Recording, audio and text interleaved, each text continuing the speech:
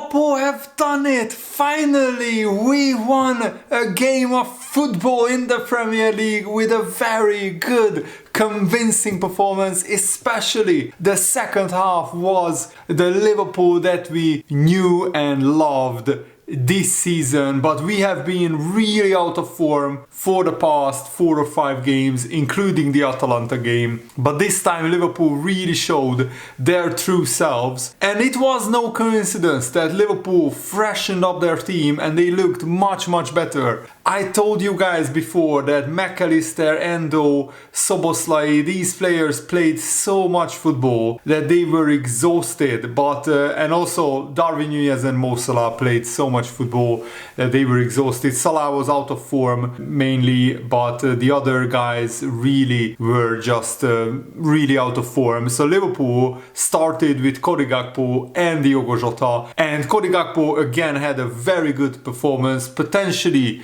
Liverpool's best player on the pitch. But most importantly, Liverpool have won a 3-1 with a very good, convincing second half performance, and this puts Liverpool back into second place, level with Arsenal, only second with a goal difference, level on points with Arsenal, and we are 1 point ahead of Man City, but Man City have a game in hand. But Man City have some tough away games: Brighton, Nottingham Forest, Tottenham away for Man City. Those are potentially games that Man City could drop points in. And I felt Harvey Elliott had an okay performance. He gave the ball away sometimes in the first half. Gravenberch was much better and he scored an absolutely brilliant goal. But let's start with analyzing the first half. Let me know, how do you see the title race going? Do you have faith that Liverpool can win their last 5 games? And this is why it's so frustrating that we lost to Crystal Palace, because if we take our chances, we could have easily beaten Crystal Palace 4-2, 3-1, something like that. But Liverpool were so wasteful against Crystal Palace. But now that's the past. I want to focus on the future. But the reason why it's so frustrating is that usually we beat Crystal Palace in most of our seasons, even when we are not challenging for the title. So to not beat Crystal Palace in a season where Liverpool are challenging for the title is super frustrating, because we would have the title race in our hands had we beaten Crystal Palace. But let's focus on the future and also let's analyze the game. So Liverpool started actually pretty well, but we didn't take our chances in the first few minutes, and then Fulham grew into the game. They had some chances, and then Harvey Elliott had a free kick which was pretty awful. But then Trent Alexander-Arnold had a second free kick opportunity. Liverpool had a second free kick opportunity, and this time we gave it to Trent, and it was actually a perfect position for Trent, because if it's too close to the goal, it's always very difficult to take the ball above the ball but under the crossbar. This was just about the perfect distance, about 24-25 yards, and Trent Alexander-Arnold hits a free kick like trademark prime David Beckham, bend it like Beckham. There was even a movie made about that, and Trent Alexander-Arnold bent it like Beckham into the top corner. I know David Beckham was a Man United player, but Trent Alexander-Arnold is like a right back, having the free kick technique of David Beckham, having the passing of Kevin De Bruyne, and having the vision of Zinedine Zidane. Some of the crossfield passes and long passes that Trent Alexander-Arnold put in was a thing of beauty. He was absolutely amazing. Trent had a 79% pass accuracy, 56 accurate passes from 71. He had actually one shot, that was a free kick, and that resulted in a goal.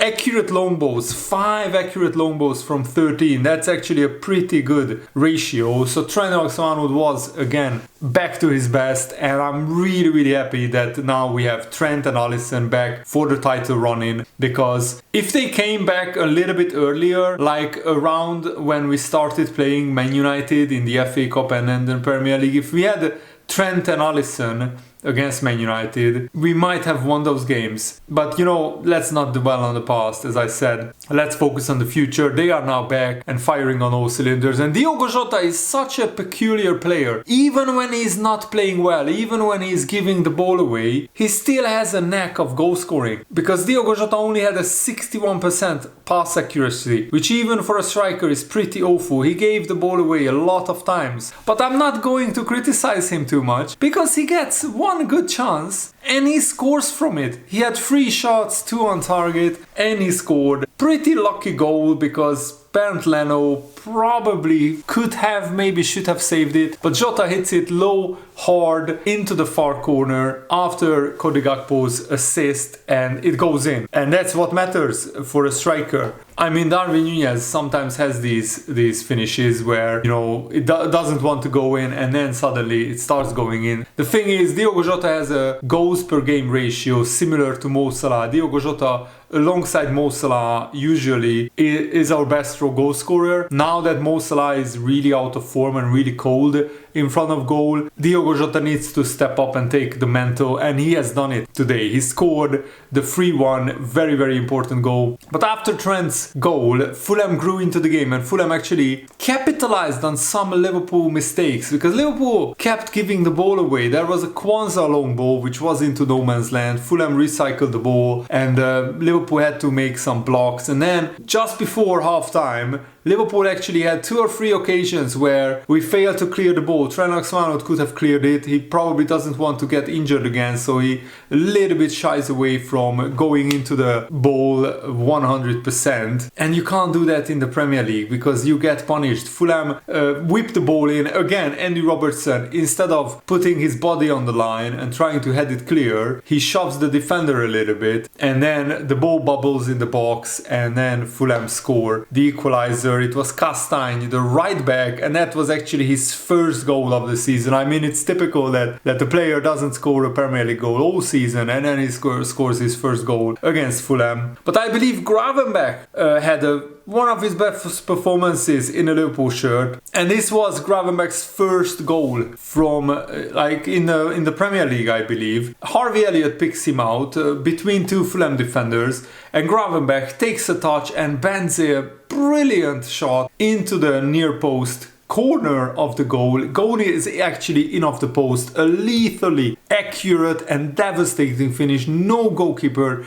is saving that. So Gravenberch is really back with a bang. I was so happy with that because Liverpool really started to dominate possession and started to dictate the play in the second half. The first half actually was pretty even. If I'm looking at the stats, Liverpool had 7 shots, Fulham also 7 shots, and Fulham actually had more shots on target in the first half than Liverpool.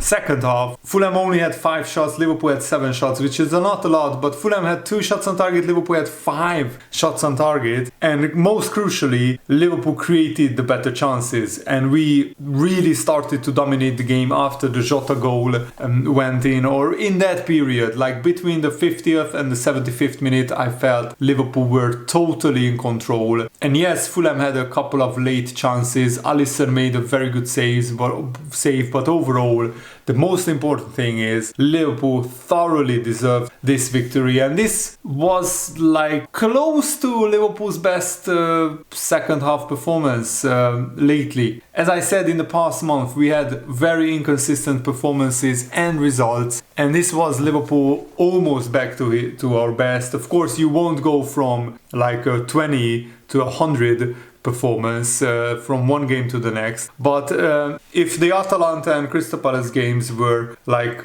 Atalanta was probably 10 on a 100 scale, maybe Crystal Palace was 25, and then the Atalanta away game was like 45. Now this Fulham performance is around 70, 75, so still not 100% the best game for Liverpool, but actually much closer to what Liverpool can do. And the most important thing is to win the game and to start building momentum. Now Liverpool have 74 points, just like Arsenal. Liverpool have a plus 43 goal difference. Arsenal have a plus 51. And Liverpool actually scored only 2 goals less than Arsenal. The big difference is Arsenal conceded just 26 goals and Liverpool conceded 32 goals. That's what separates Arsenal from the rest of the teams, that they just keep clean sheets for fun. This was like so many clean sheets in a row away from home for Arsenal. The last time Arsenal conceded a Premier League goal away from home is January the 30th, Nottingham Forest. Since then, they have beaten West Ham 6-0, Burnley 5-0, Sheffield United 6-0, and then they drew with Man City 0-0, and then Brighton 3-0, and Wolves 2-0. So 6 clean sheets in a row away from home from Arsenal is really, really impressive, really remarkable. The good news for Liverpool is we just need to hope that Man City will drop points, because I'm pretty convinced that Arsenal will drop points. They play Chelsea, then Tottenham, Bournemouth, Man United and Everton. So Arsenal have a very, very tough fixture list, and especially the Tottenham and Man United away games are really, really difficult for Arsenal. But Chelsea actually played much better than Man City. They were just so wasteful in front of goal. So I even have hope that Chelsea could do some damage to Arsenal. But the game is at Emirates, so I expect Arsenal to win that. And now actually Man City are under pressure. They will go to Brighton on Thursday, and Liverpool will play Everton on Wednesday. So Liverpool can actually go 4 points clear of Man City if we beat Everton, and it's absolutely crucial that we beat Everton. Thankfully, Everton beat Nottingham Forest 2-0 today, so Everton have a little bit of a cushion between themselves and the relegation zone, because Luton got absolutely destroyed and thrashed at home by Brentford. They conceded 5 goals. I couldn't believe, honestly, I couldn't believe that scoreline. I still need to watch the replays or the highlights of that game. But I expected Luton to actually get a result there. But yeah, Liverpool go to Everton, and we only have 2 wins at Goodison Park under Jurgen Klopp, I believe. But let me check that for you guys. So usually at home, Liverpool beat Everton. We have beaten Everton in the last 3 Premier League games at home, 2-0 in each of those 3 games. But the last time, yes, Liverpool won 4-1 in 2021. But last season we drew 0-0 with Everton away from home. And before that, we have 4 draws, against Everton. And then we won 1-0 in 2016. So since 2016, Liverpool have won at Everton just once in like 6 or 7 games. And that shows how difficult it is. Usually Liverpool get a 0-0 draw away at Everton. We have 4 0-0 draws in the last 5 games against Everton at Goodison Park, which is absolutely ridiculous. That usually Everton park the bus, frustrate Liverpool, and Liverpool gets taken off their game because of the hostile atmosphere, because of how much is at stake. But this time Liverpool just need to keep playing their football, because we are, footballing wise, a much better team than Everton. So we just need to not play the occasion, but play the game, because too many times Liverpool have played the occasion in the last month. Against Man United twice, we weren't clinical enough, we didn't play as well as we can. We need to show Everton who's boss in Liverpool, and this is the last Merseyside derby for Jurgen Klopp, so the players will be definitely up for it. The Liverpool players as well as the Everton players. So we need to beat Everton, and then we need to beat West Ham, but West Ham are in awful form. They lost to Fulham at home, they lost to Crystal Palace today 5-2. So I'm hoping that West Ham, now that they are out of Europe as well, maybe they will let off the gas. But yeah, West Ham away is also a very, very tough game. And after that, Tottenham at home, Aston Villa and Wolves. And my hope is that Tottenham, because of Aston Villa's win today, they absolutely have to get a result against Arsenal and also against Manchester City. They will be up for it. But the Liverpool-Tottenham game will be very tough as well. Aston Villa have 2 more games played than Tottenham, but they are 6 points ahead of Tottenham. So even if Tottenham win their next 2 games, they will only be level with Aston Villa. And the Premier League is very unlikely to get 5th place as a Champions League spot. So Tottenham will be under pressure to get a result against Arsenal at home. So I'm hoping that Tottenham will be up for that game. And Tottenham don't usually have a great record at Anfield. What matters the most for Liverpool is just concentrate on the Merseyside derby, win that, and then take it to the next game. Liverpool need to rotate, but now that we have a lot of our injured players back, Liverpool now can rotate and still maintain a lot of quality in their team. So I'm really looking forward to the Merseyside derby. Finally, Liverpool have won another Premier League game. I'm so happy about that. Thanks for watching, guys. Hope you enjoyed this. Have a nice day. See you later. Good night.